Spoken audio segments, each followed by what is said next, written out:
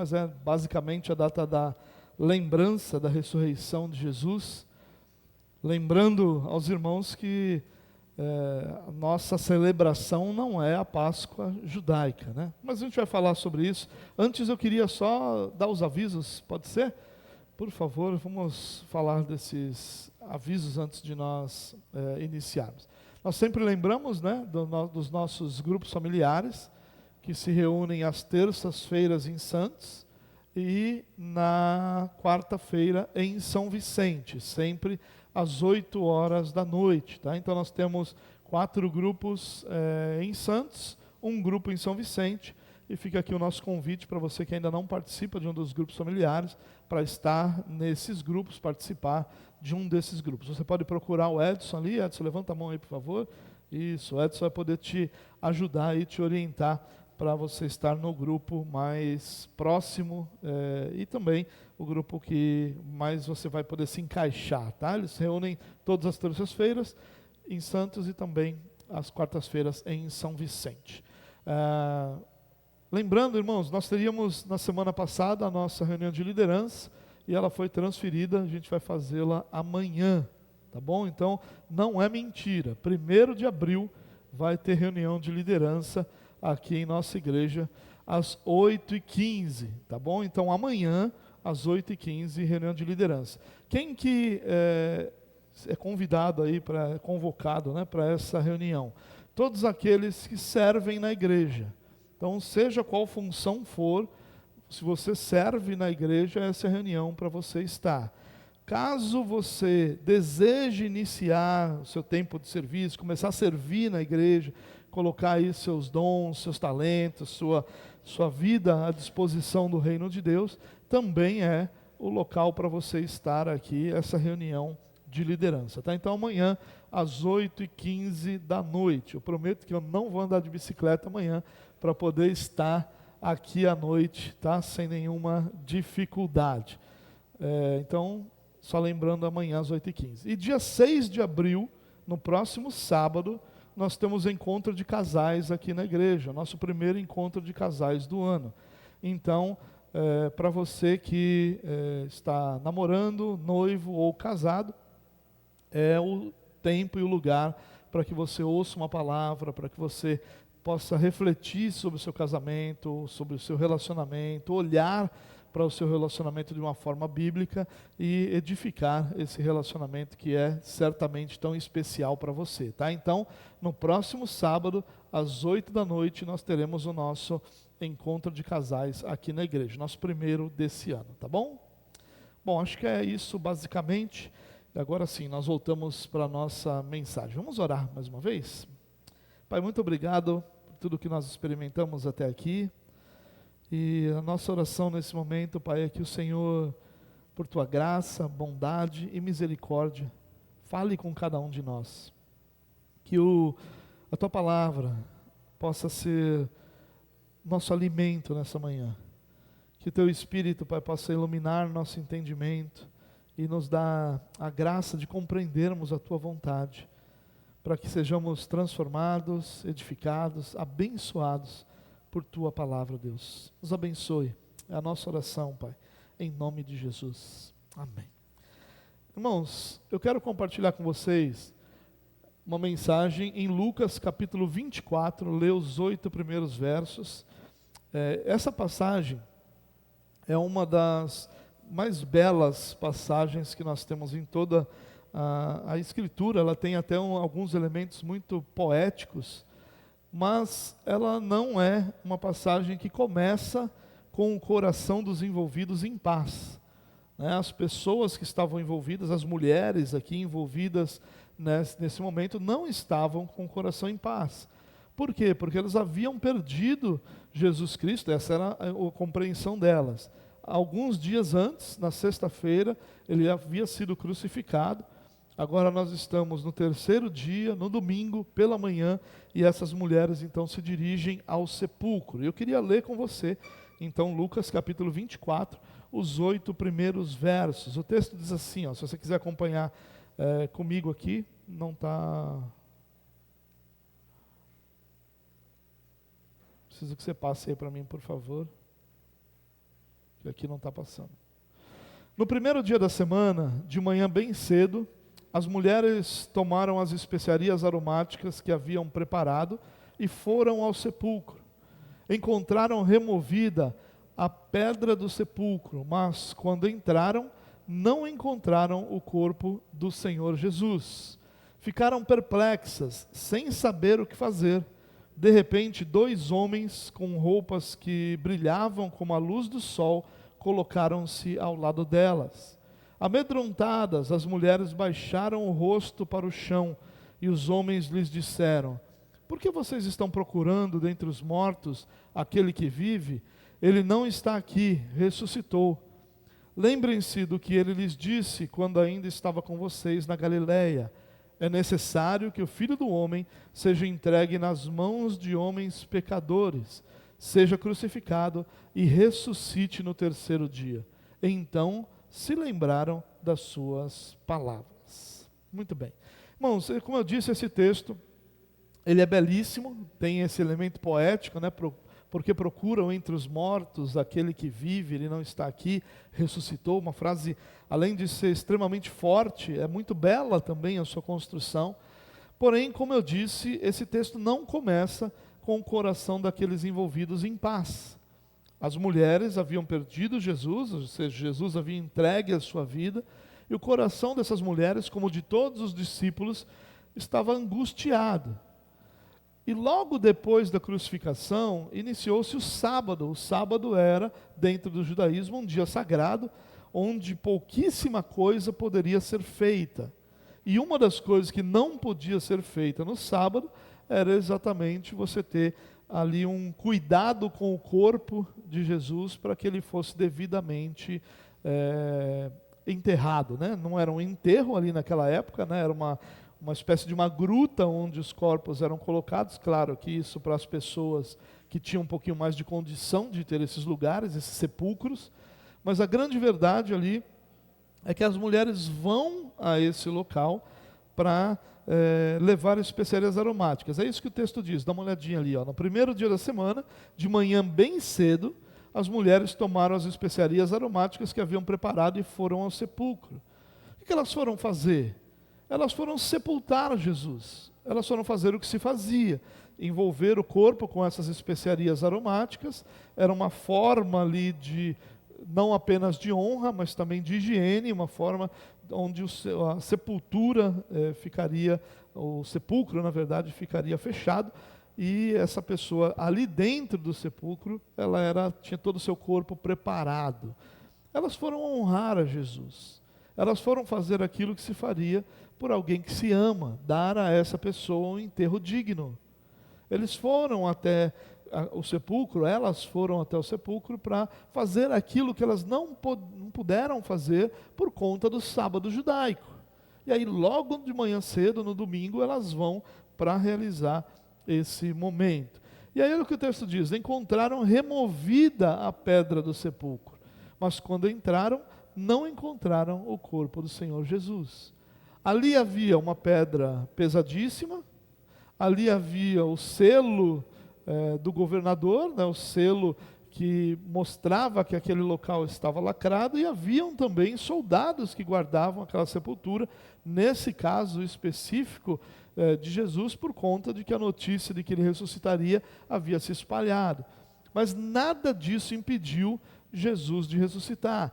Olha que interessante, elas chegam ao sepulcro, encontram a pedra vazia, e quando entram no sepulcro, não havia corpo algum ali.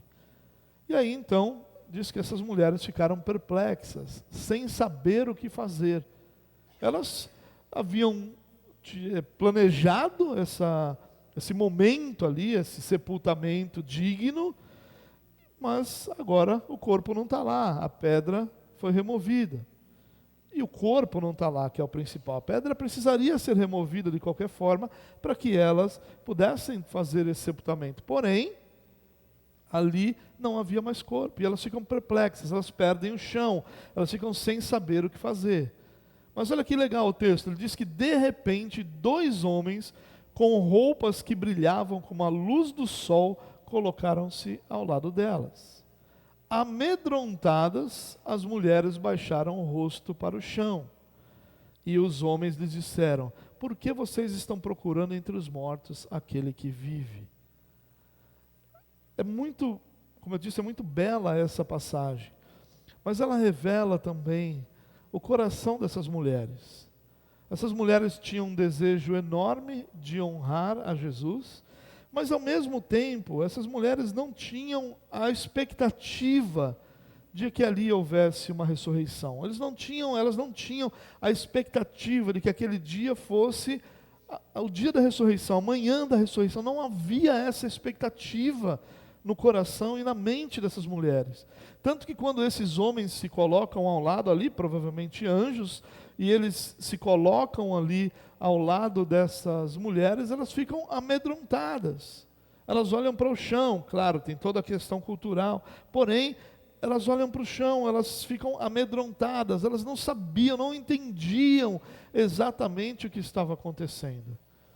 E aí o texto diz que os homens dizem para elas assim: ele não está aqui, ressuscitou.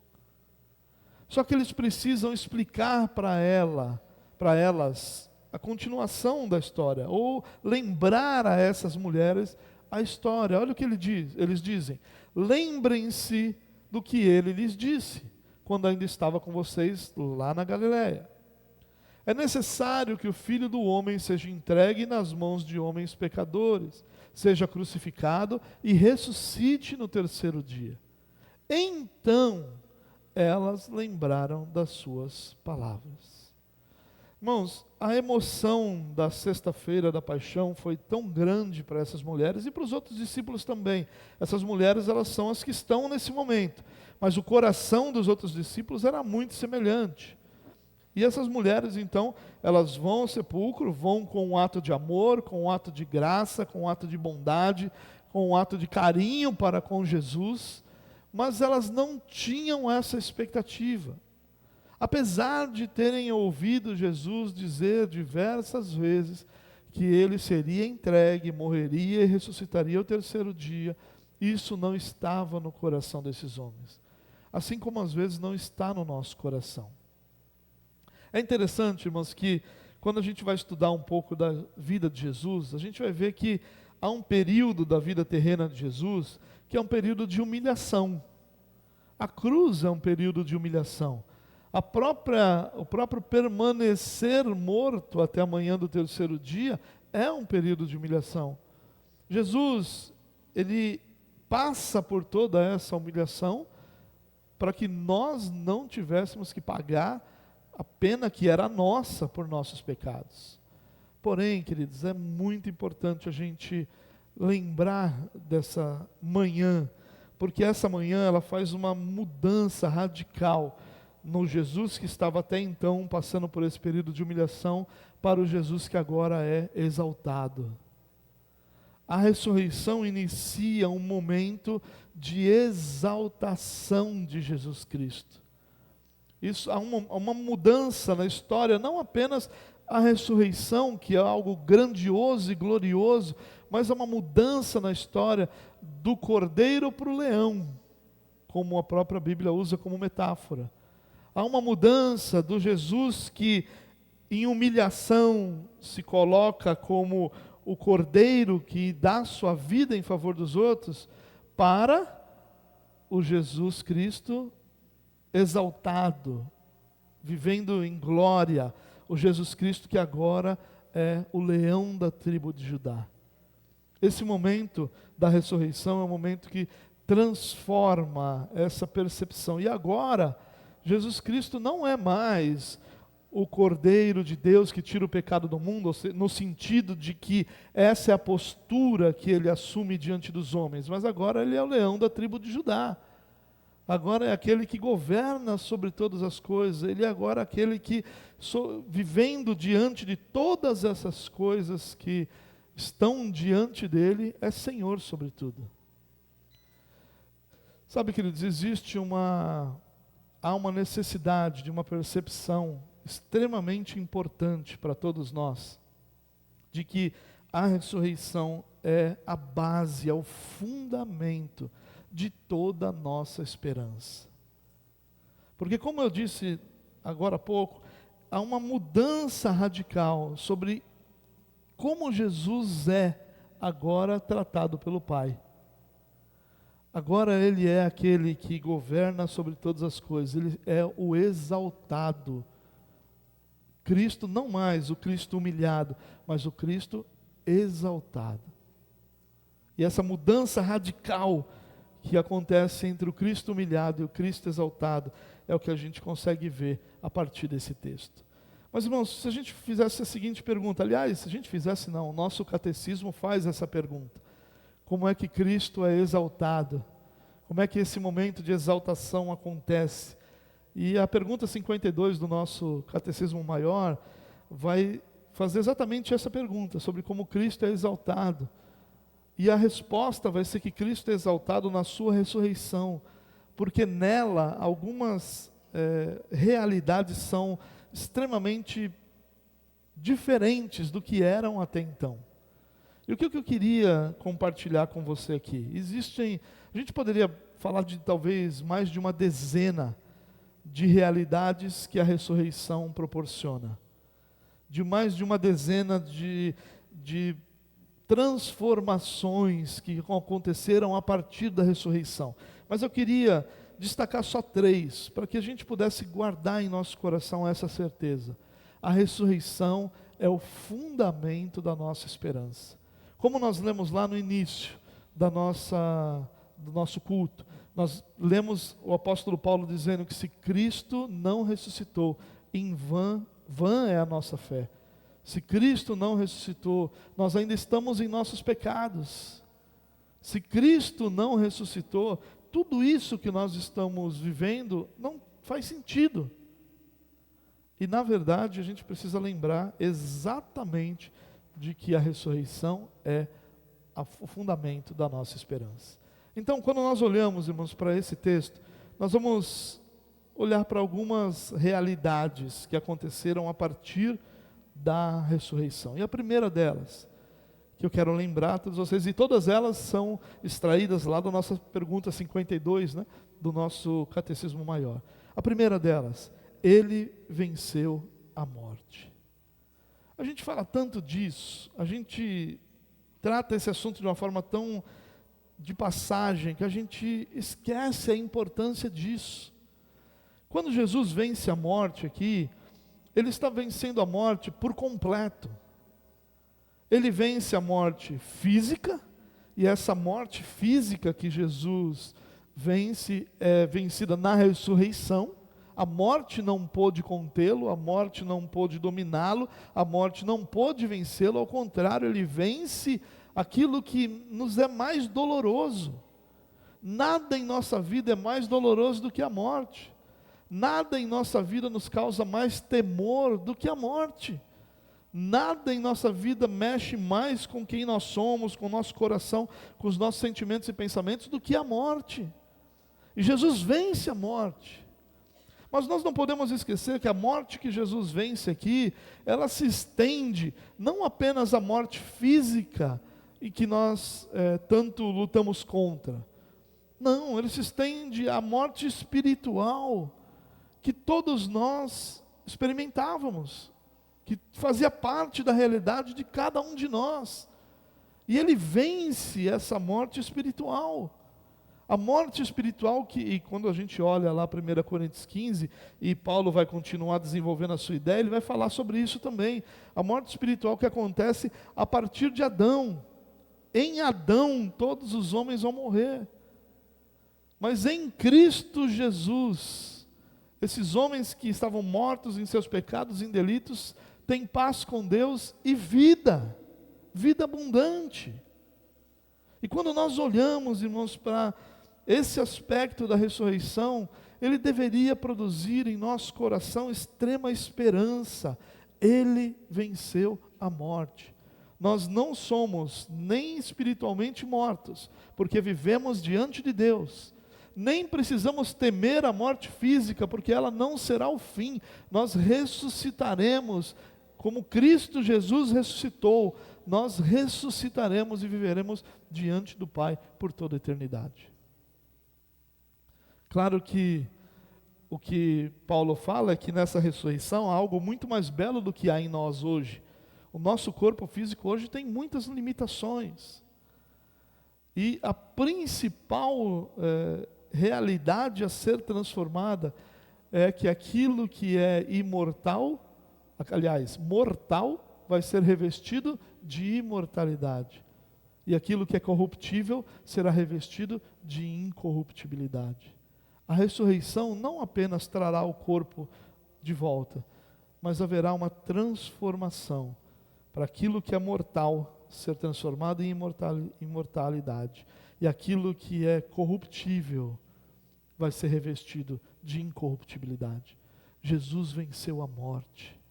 E essa é a nossa esperança. Nós podemos olhar adiante, nós podemos olhar para frente sem temor da segunda morte, que é a grande realidade e dor, porque essa ressurreição de todos nós, de toda a humanidade, trará consigo o juízo final, trará consigo esse juízo pleno, completo, sobre toda a humanidade, onde muitos experimentarão a segunda morte, que é esse afastamento eterno de Deus.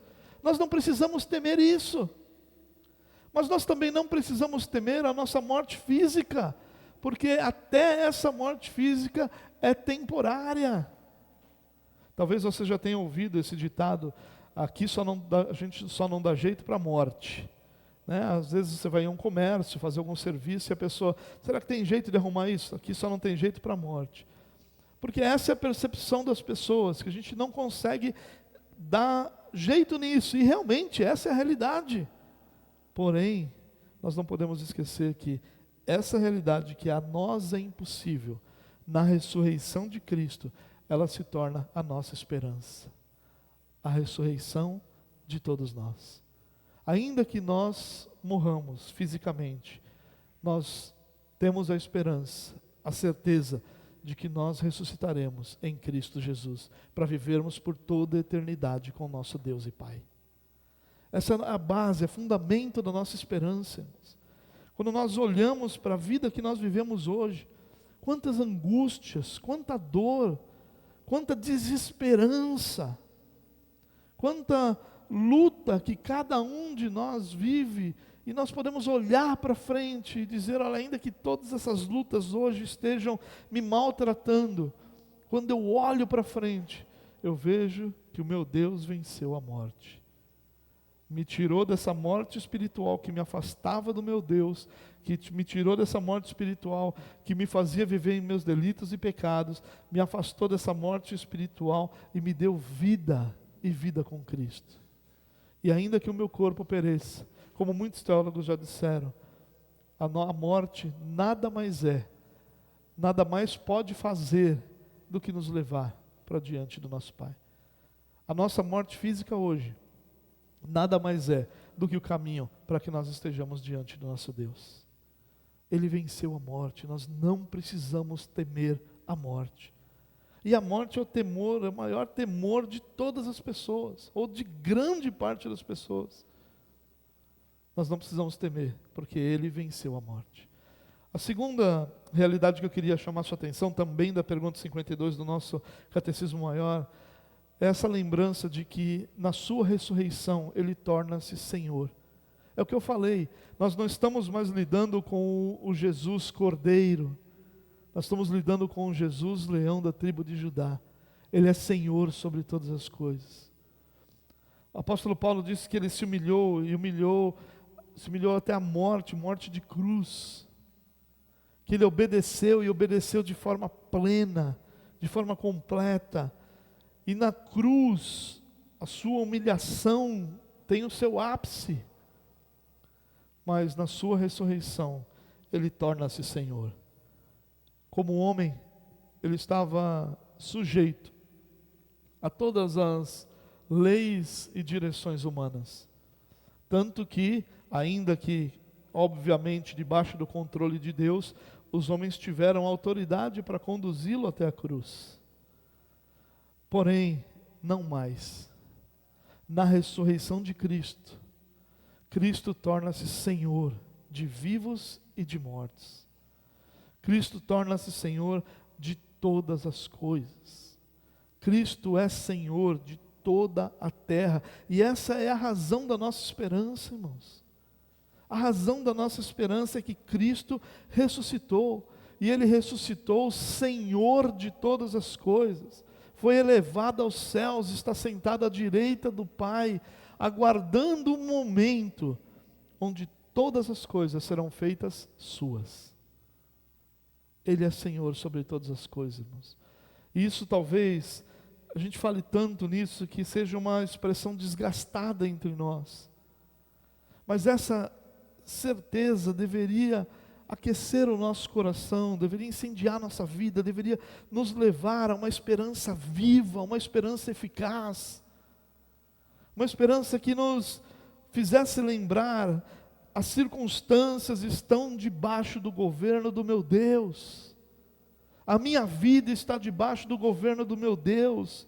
Ele não é mais o cordeiro que em obediência muda, foi conduzido ao abatedouro. Ele é o leão da tribo de Judá, Ele é o Rei dos reis, Senhor do Senhor, Ele governa sobre todas as coisas. Essa é a grande e principal mudança que a ressurreição nos dá como olhar. Ele tornou-se Senhor. Ele é Senhor sobre tudo. Ele é Senhor sobre a sua vida, mas Ele também é Senhor sobre as circunstâncias. Ele é Senhor sobre tudo, sobre aquilo que nos é benéfico, mas sobre aquilo que nos é doloroso também. Ele é Senhor sobre absolutamente todas as coisas. E essa é a nossa esperança, irmãos, que nós não caminhamos um único momento, um único dia, nós não caminhamos absolutamente em nenhum momento da nossa existência, sem que nós estejamos debaixo do governo e do senhorio de Jesus Cristo. Ele é Senhor sobre todas as coisas. Em último lugar, eu queria te lembrar que a ressurreição de Cristo também assegurou a nossa ressurreição. Eu falei sobre isso agora há pouco, onde a ideia de que o próprio Cristo ressuscitou é o fundamento da nossa esperança, a esperança de que nós também seremos ressuscitados, a esperança de que a morte que Jesus venceu não nos domina mais também, e portanto nós não precisamos temê-la. Na ressurreição de Cristo, Ele assegura a nossa ressurreição. Por isso que Paulo entende que para ele a vida ou a morte, elas não têm grande diferença entre si, porque vivendo, Paulo vivia para Cristo, mas morrendo, ele viveria com Cristo, e que seja aqui, ou seja na eternidade, seja vivo fisicamente ou morto fisicamente, ele estaria sempre vivo diante de Deus. A nossa ressurreição é a nossa esperança, irmãos. A gente fala sobre tanta coisa hoje como o Evangelho, e a gente fala tão pouco sobre o fundamento da nossa esperança. É aquilo que Paulo nos lembra: se Cristo não ressuscitou, a nossa fé é vã. Agora, se nós fizermos o exercício aqui de pensar de forma contrária, já que Ele ressuscitou, a nossa fé é viva, a nossa esperança é certa. Nós não estamos mais mortos em nossos pecados e delitos. Nós não estamos mais caminhando de uma forma onde a morte nos domina, nos governa, onde o Senhor desse século tem poder sobre nós. Ele se torna Senhor dos vivos, dos mortos, do príncipe desse século, inclusive, e assegura a nossa ressurreição. Sabe, nenhum de nós tem pressa de experimentar esse momento, mas todos nós podemos ter a certeza de que chegando hoje, ou chegando daqui a muitos anos, a morte não vence nenhum de nós, porque Cristo já venceu a morte. Portanto, a nossa esperança, irmãos, é que nós caminhamos diante de um Deus que é Senhor, diante de um Deus que venceu a morte, e diante de um Deus que assegurou a nossa ressurreição. Em Cristo Jesus, nós temos a esperança de que com Ele vivemos, com Ele morremos e com Ele ressuscitaremos. E essa certeza e esperança que deveria mover o nosso coração, não realidades circunstanciais, mas aquilo que é eterno, aquilo que é imutável. As nossas circunstâncias, elas mudam, elas já foram melhores, já foram piores. As nossas circunstâncias já foram mais agradáveis e já foram mais desagradáveis. Nós já tivemos dias melhores, mas nós já tivemos dias piores também. A gente não sabe se o dia de amanhã será de uma forma ou de outra. A gente não tem ideia como as coisas serão amanhã ou daqui a alguns minutos. Nós não temos a menor ideia. Nós temos a esperança, nós temos o nosso planejamento que é frágil. Nós não temos certeza sobre o amanhã, porque o nosso amanhã, ele não está debaixo do nosso controle. Mas nós podemos ter esperança sobre o amanhã. A esperança de que aconteça o que for, Cristo estará sob o controle de todas as coisas. E que, ainda que o que aconteça seja, na nossa visão, o mais doloroso, o pior, até a morte, Cristo venceu a morte e garantiu a nossa ressurreição. Portanto, a gente termina dizendo aquilo que Paulo disse: que poderá nos separar do amor de Deus? Nada pode nos separar do amor de Deus. É claro que Paulo vai usar ali, quando ele escreve isso aos Romanos, uma série de realidades que eram próximas de si, próximas do que ele vivia, próximas daquilo que era a sua vida. Mas nós poderíamos contextualizar esse tempo dizendo: o que pode nos separar do amor de Deus? São as nossas batalhas diárias, é a nossa falta de dinheiro, são as pessoas ao nosso redor, são as doenças, as pandemias, as crises. O que pode nos separar do amor de Deus? E a resposta vai continuar sendo a mesma: absolutamente nada pode nos separar do amor de Deus, que está em Cristo Jesus, o nosso Senhor. Ele diz: estou convencido que nem a morte, nem a vida, nem anjos, nem demônios, nem o presente, nem o futuro, nem quaisquer poderes, nem altura, nem profundidade, nem qualquer outra coisa na criação será capaz de nos separar do amor de Deus que está em Cristo Jesus, o nosso Senhor. Nada, nada.